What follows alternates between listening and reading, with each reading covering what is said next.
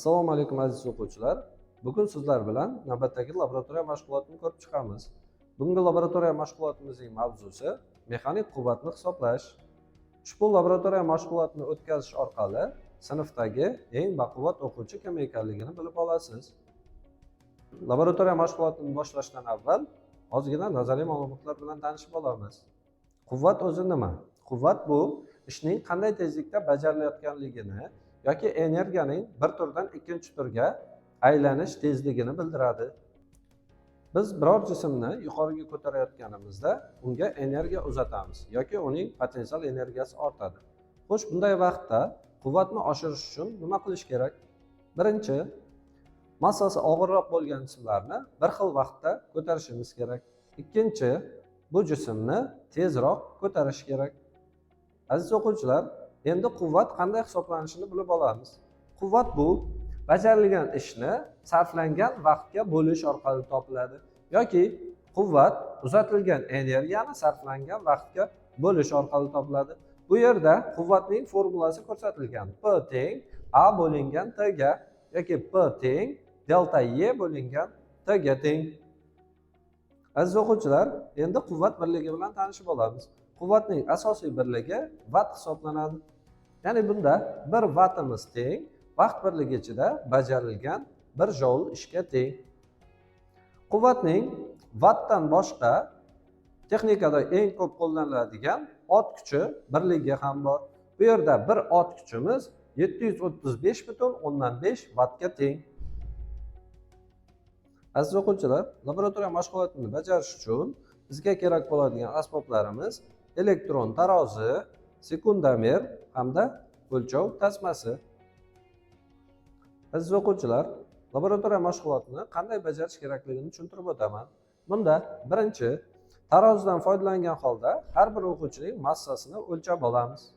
Ikkinchi, massasi o'lchangan o'quvchilarning og'irlik kuchini hisoblab olamiz. Uchinchi, tik turgan holatdagi o'quvchining balandligini, keyin o'tirgan holatdagi balandligini o'lchab, ularning farqini topib olamiz. To'rtinchi, o'quvchi tik turgan holatdan mashqni bajarishni boshlaydi va 10 marta o'tirib turish uchun sarflangan vaqtni o'lchab olamiz. Beshinchi, 10 marta o'tirib turish davomida vertikal ko'chishlar uzunligini hisoblab olamiz hamda bu o'lchangan va aniqlagan qiymatlarimizni jadvalimizga tushib olamiz. Endi birinchi o'quvchimizning massasini o'lchab olamiz. Birinchi o'quvchimizning massasi 63,1 kilogrammga teng. Endi ikkinchi o'quvchimizning massasini o'lchab olamiz.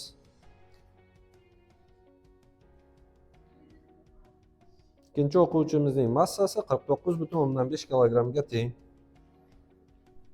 Endi uchinchi o'quvchimizning massasini o'lchab olamiz.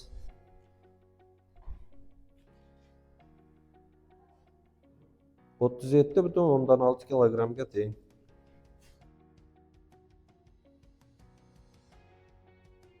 Endi birinchi o'quvchimizning turgan holatdagi balandligini o'lchab olamiz. Bunda birinchi o'quvchimizning turgan holatdagi balandligi 1,77 metrga teng.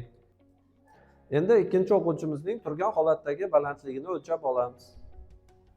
Ikkinchi o'quvchimizning turgan holatdagi balandligi 1,64 metrga teng. Endi uchinchi o'quvchimizning turgan holatdagi balandligini o'lchab olamiz. Uchinchi o'quvchimizning turgan holatdagi balandligi 1,55 metrga teng. Endi birinchi o'quvchimizning o'tirgan holatdagi balandligini o'lchab olamiz. Turamiz.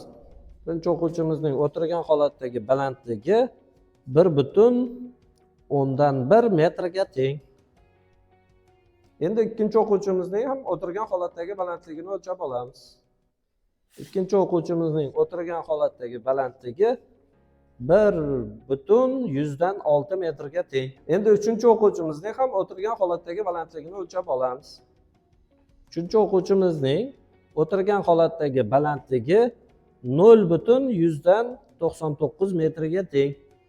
Endi 10 marta o'tirib turish mashqini bajarish uchun qancha vaqt ketishini bilib olamiz. 1, 2, 3.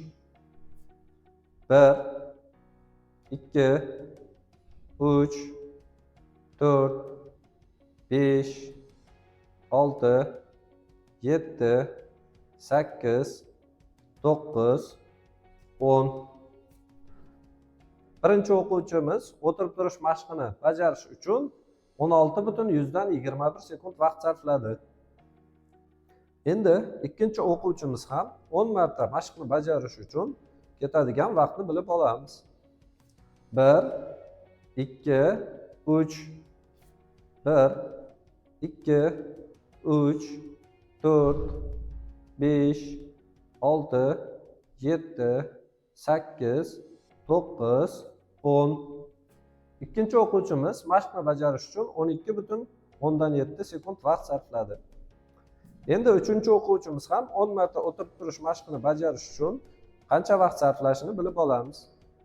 1, 2, 3, 1, 2, 3, 4, 5, 6, 7, 8, 9, 10.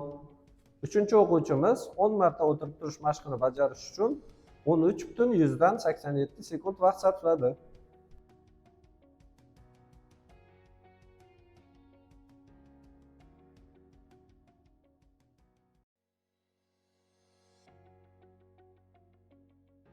Aziz o'quvchilar, laboratoriya mashg'ulotimizni ham yakunladik.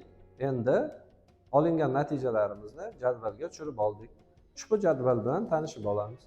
Ushbu jadvalda birinchi ustunda o'quvchilarimizning massasi, ikkinchi ustunda vazni, uchinchi ustunda turgan holatdagi balandligi, to'rtinchi ustunda o'tirgan holatdagi balandligi, beshinchi ustunda bir o'tirishdagi balandlikning o'zgarishi, oltinchi ustunda 10 marta o'tirib turishdagi balandlik o'zgarishi, yettinchi ustunda 10 marta o'tirib turish mashqini bajarish uchun sarflangan vaqt va yettinchi ustunda bajarilgan ish va 8-chi ustunda mexanik quvvati hisoblanadi. Birinchi o'quvchimizning massasi 63,1 kilogramm, 10 ta o'tirib turish mashqini bajarishda balandlikning o'zgarishi 6,7 metrga teng bo'ldi. Birinchi o'quvchimizning quvvati 260,8 vattga teng bo'ldi. Ikkinchi o'quvchimiz massasi 49,5 kilogrammga teng. Uning 10 ta o'tirib turish mashqini bajarishdagi balandlik o'zgarishi 5,8 metr va quvvati 226,1 vattga teng bo'ldi. Uchinchi o'quvchimiz 37,6 kilogramm massali o'quvchimiz umumiy 10 ta o'tirib turishdagi balandlikning o'zgarishi 5,6 metrga teng va quvvati 151,8 vattga teng bo'ldi. Aziz o'quvchilar, o'quvchining faqat massasini o'lchash orqali uning quvvati katta kichikligini bilishimiz mumkinmi? Bunda birinchi o'quvchimizning massasi 63,1 kilogramm, uning bajargan ishi 4227,7 joulga teng. Uchinchi o'quvchimizning massasi 37,6 kilogramm, uning bajargan ishi 2105,6 joulga teng. Ya'ni birinchi o'quvchimizning bajargan ishidan uchinchi o'quvchimizning bajargan ishi deyarli 2 marta kam bo'lyapti. Biroq ushbu 2 marta kam bo'lgan bajarilgan ishni qisqa vaqtda bajarsa, uning ham quvvati katta bo'lishi mumkin. Aziz o'quvchilar, laboratoriya mashg'ulotini ham yakunladik. Endi laboratoriya mashg'ulotidan o'zingiz uchun xulosalar chiqarib, quyidagi savollarga javob bering. Birinchi savolimiz: bir o'quvchi zinapoyaga yugurib chiqdi, boshqasi esa sekin chiqdi. Ularning bajargan ishi bir xilmi? Quvvatichi? Ikkinchi savolimiz: nima uchun yuk mashinalarining quvvati kuchli bo'lishi kerak, lekin tezligi yuqori bo'lishi shart emas? Uchinchi: elektr choynak suvni tez qaynatadi, gaz plitasi esa sekinroq. Qaysi birining quvvati katta deb o'ylaysiz? To'rtinchi: agar telefon tez quvvat olsa, uning quvvati kattaligini bildiradimi? Beshinchi: nima uchun sportchining quvvati qisqa masofalarda yugurishda muhimroq hisoblanadi? Ushbu savollarning javoblarini izohlarda yozib qoldiring. Xayr, ko'rishguncha salomat bo'ling.